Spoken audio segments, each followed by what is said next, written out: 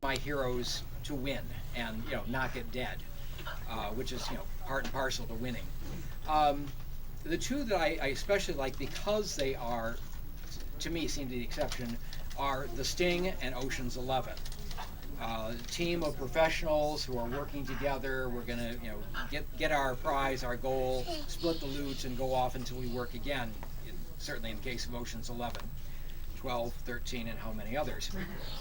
Um, so when I came up with the idea of doing a heist, that was kind of the goal of thinking about. And from the very beginning, the title in my mind was Solo's 11, which the Lucasfilm lawyers and the Random House lawyers decided was a little bit iffy. My response was, "You've got Solo trademark, and 11 is a number." But you never know what Warner Brothers would have done. My thought was, we'll announce it's called that. If they want to do a cease and desist order, we'll change the name. But they didn't want the publicity, so they came up with the title Scoundrels instead.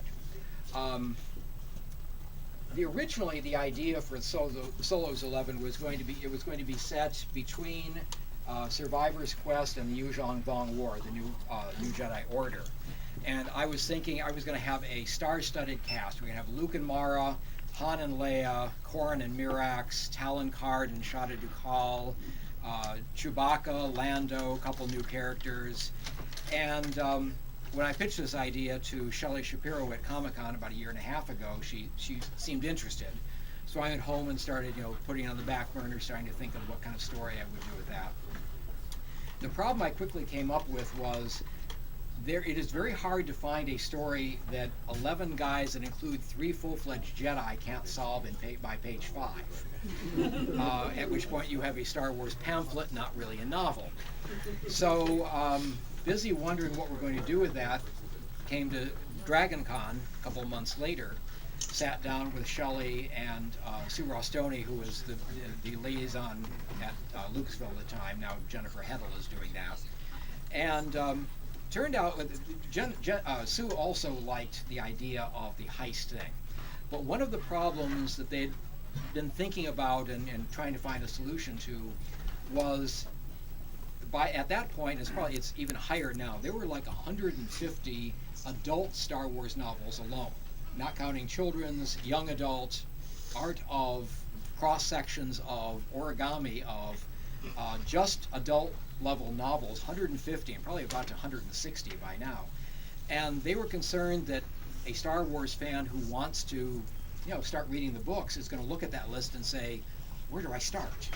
So they were hoping, let's try to find a story we can tell where if you're a fan of the movies but have not read anything expanded universe, you're good to go. So at that point it was obvious. We set Scoundrels just before or just after New Hope. We settled on right after. And people with characters only from the movies and new characters. So they don't have to know anything about the expanded universe, never have had to eat so much as read a cover blurb of one of those. If they know Han, Chewie, and Lando, and the Star Wars universe, what a lightsaber is, they are good to go. That being said, I did put a couple of little Easter eggs in for the expanded universe readers. We've got Winter, as was mentioned, and Kel Tainer, who will show up later on in the Wraith Squadron, the books by Aaron Alston. But because this actually their appearances here precede all of the others, they are essentially new characters, and whether you've read them in Wraith Squadron or anything else Winter has done, this is kind of her first chronological appearance. So they are essentially new characters. New readers will not get the sense, I'm missing something here, and I don't have to stop and explain anything because there's nothing to explain yet. The reason I went with Kel, by the way, is I wanted to do something with Aaron's characters. Looked over the Wraith Squadron lineup, decided Kel had just enough vagueness of his backstory that we can probably steal a month or two from him to put him here, and he could reasonably have the skills that I needed. Ran it by Aaron, he approved, thought that worked well, and so Kel got a spot in there. I had not realized how tall Kel was. This guy's a pilot? I'm not sure about that. But I guess X-Wings are roomier than they look. So, got this settled. in, I guess that's September of 2011, they said go ahead and start writing an outline, get all that going. Over the next 3 months, hammered out the outline, got all the details down. We set a deadline, a due date for the book of August of 2012. Okay, plenty of time. And so in mid-January, I started writing. It was going very well because with a heist type of thing, you have to have a lot of the details down before you even start. You've got to know what the vault is going to be like. You've got to know all of its defenses. You have to know how we're going to unravel those defenses, and really pretty much the order I'm going to do this in. So I had the thing really well outlined and also set in my mind as to exactly how it works. So it was going along pretty well. Well, about 2 weeks in to my writing, got an email from Shelley saying, any chance you can get it done by June instead of August? Okay, yeah, probably no problem with that. About that same time, we were looking through one of the upcoming Star Wars books lists and noticed that Scoundrels was set for winter of 2012. Okay, well, typically in the publishing business, winter is January, February, March. So my thought was, did they goof on the year? It's going to come out January, February, March of 13, which is, sounds reasonable. It's certainly not out now. Are they pushing winter back into December? Shelley. And I got the message back, we're actually going to try to get this out by December. You can get it in by June, right? So as it turned out, this was one of my faster books. Typically it takes me, I budget 4 months to write a book. In this case, I got it done in 3.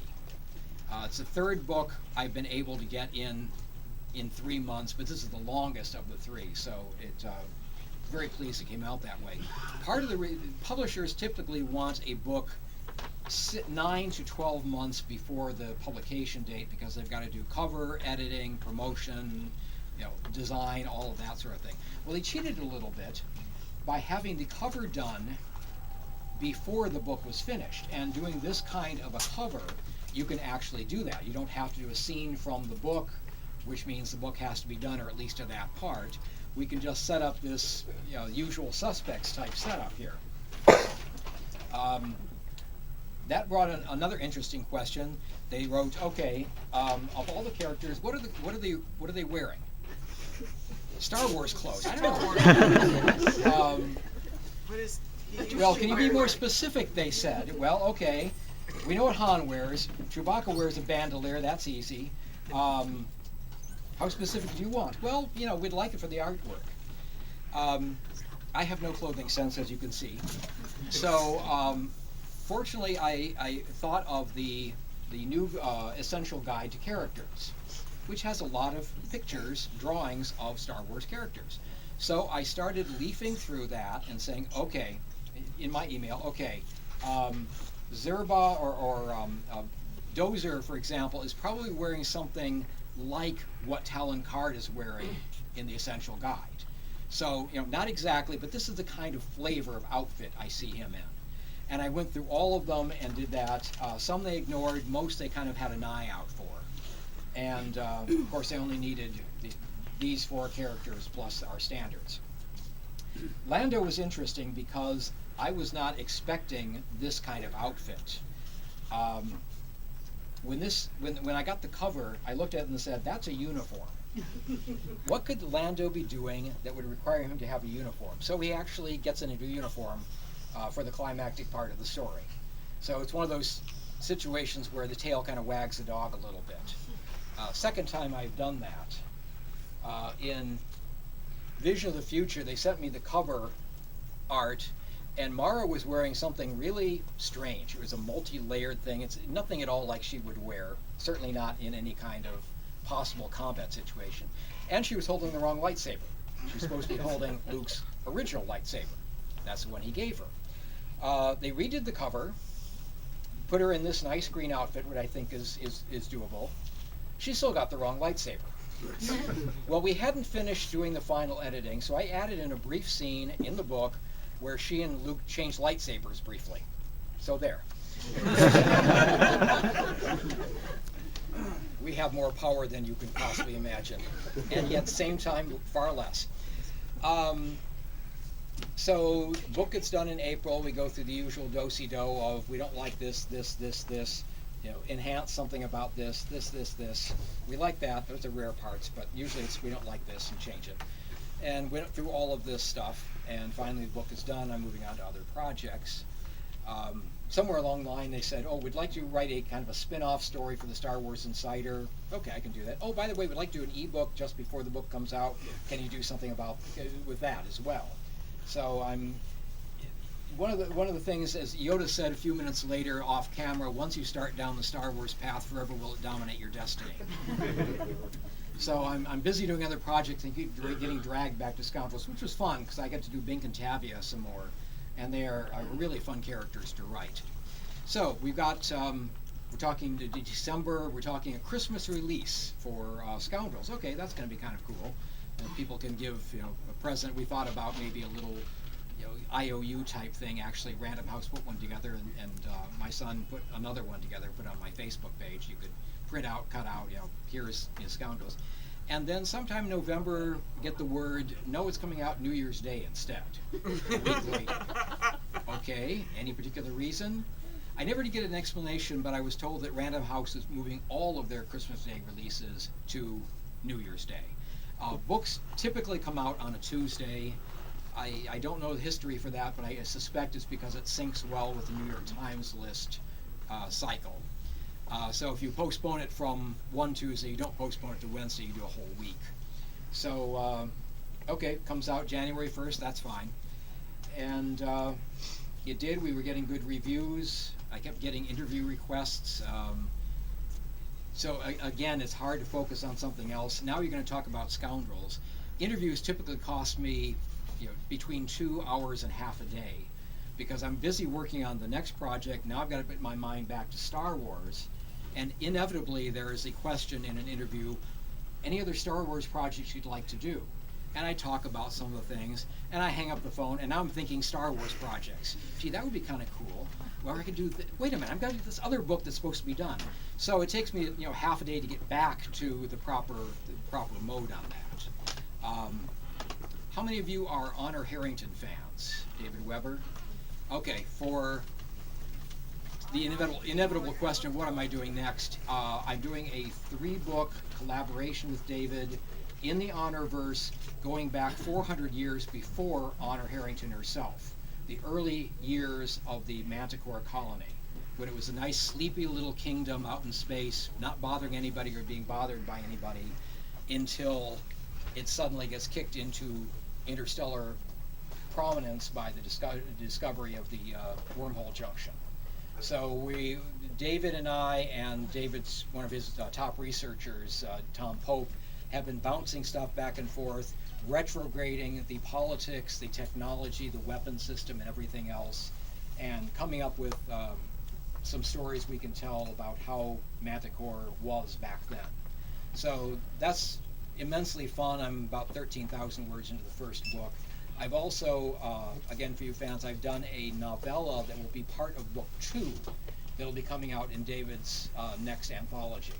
You need a red shirt for one of those stories? I'm sorry? You need a red shirt? Do I need a red shirt? Yeah, I have a red shirt. We'll work on that later on. I usually auction those off at convention charity things. So anyway, that is, I guess that's the saga of Scoundrels, or Solos 11 as I still think of it. Maybe if there's a sequel, I'll insist we call it Solos 11. But at the moment, I have, again, to preempt a question, I have no idea what's going to happen to the book line now that Disney has bought Lucasfilm. Clearly, whatever books are in the pipeline and under contract are still under contract, because that doesn't void it. But once you reach the end of the contract, we don't know if Disney will say, let's continue the book line, let's hold off until the new sequels come out and jump off of there, or this thing's going great, let's keep up with it. Has Kathleen Kennedy contacted you? Has Kathleen Kennedy, not even by wrong number. No, it is very unlikely that anybody there will want my advice, consultation, anything like that. They've got enough brilliant creative people at Disney. you know, especially when you throw in Pixar and Marvel as well. I can't see them needing me. That being said, I'm a 10-hour drive from Skywalker Ranch. I'd If be the fall driving to comes, I will Skywalker make it an Ranch. 8. I will go right through the landslides. It will be covering the road. It would be great. And if any of my stuff makes it into the movie, you know, that would be marvelous. I've already had a couple of cases. Coruscant, the name I gave the Imperial Center, has been used. Catching Force lightning on a lightsaber blade showed up in episode 2. So, you know, George can pick and choose among all this stuff because he owns it all, and we get bragging rights, which is really cool. And, you know, as I said, once you start down the Star Wars path, forever will it dominate your destiny. We don't know what's going to happen next, but if this is my last Star Wars book, I've done 10 of them. I've had a great time. It's a good one to go out on. And if it's not, I'd love to do more. So we will see what the future brings, and maybe in a few months we'll all know what's going on with the book line.